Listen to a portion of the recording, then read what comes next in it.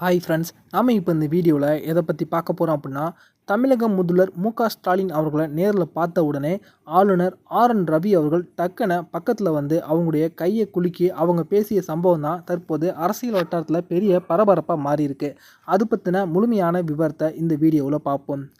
தமிழக ஆளுநர் ஆர்.என். ரவி அவர்களுக்கும் தமிழ்நாடு அரசுக்கும் இடையே ஒரு மோதல் போக்கு நீண்ட காலமாக நிலவி கொண்டிருக்கு. கடந்த 8ஆம் தேதி பார்த்தீங்கன்னா, உச்சநீதிமன்ற உத்தரவின்படி ஆளுநர் ஆர்.என். ரவி அவர்களுக்கு மிகப்பெரிய ஒரு பின்னடைவு உச்சநீதிமன்ற தீர்ப்பினால் கிடைச்சது அப்படின்னே சொல்லலாம். அதாவது ஆர்.என். ரவி அவர்களுக்கு எதிராக தமிழக அரசு தொடுத்திருந்த வழக்கின் தீர்ப்பு கடந்த ஏப்ரல் 8ஆம் தேதி வெளிவந்தது. அதன்படி ஆளுநர் ரவி அவர்கள் சட்டவிரோதமாக செயல்படுவதாகவும் அவங்க தேக்கி வைத்திருந்த 10 மசோதாக்களை தற்போது சிறப்பு சட்டத்தை இயக்கி அதன் மூலமாக தற்போது அதனை நிறைவேற்றுவதாகவும் உச்சநீதிமன்றம் தீர்ப்பை வெளியிட்டாங்க. இது ஆளுநர் ஆர்.என். ரவி அவர்களுக்கு மிகப்பெரிய ஒரு பின்னடைவாக பார்க்கப்பட்டுச்சு.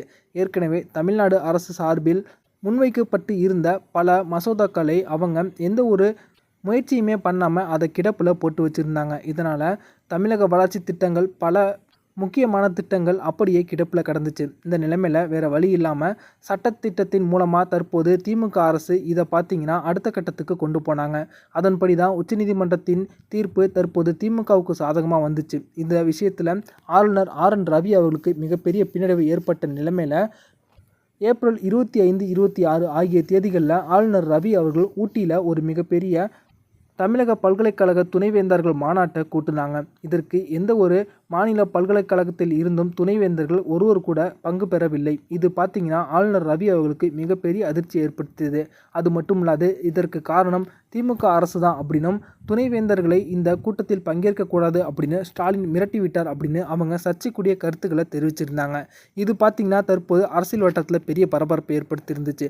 ஆளுநர் அவர்களுடைய இந்த ஒரு பேச்சுக்கு திமுகவினர் பலர் சரியான பதிலடியை கொடுத்து கொண்டிருந்தாங்க. இந்த நிலைமையில் தமிழக அமைச்சரவையில் சில மாற்றங்களை கொண்டு வந்திருந்தாங்க திமுக தலைவர் மற்றும் முதலமைச்சருமான மு.க.ஸ்டாலின் அவர்கள். அந்த அமைச்சர்களுக்கு பதவி பரிமாணம் செய்து வைப்பதற்காக ஆளுநர் ரவி அவர்கள் அப்போது நேரில் வந்திருந்தாங்க. மு.க.ஸ்டாலின் அவர்களும் ஆளுநர் ரவி அவர்களும் நேருக்கு நேராக சந்திக்கக்கூடிய இந்த ஒரு கூட்டம் மீடியாக்கள் மத்தியில் மிகப்பெரிய ஒரு எதிர்பார்ப்பை ஏற்படுத்தி இருந்துச்சு.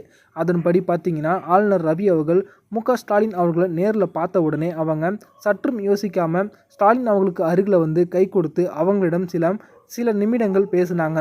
மு.க.ஸ்டாலின் அவர்களும் சிரிச்ச முகம் மாறாமல் அவங்களிடம் சில நிமிடம் பேச்சு கொடுத்து பிறகு அங்கிருந்து நகர்ந்தாங்க.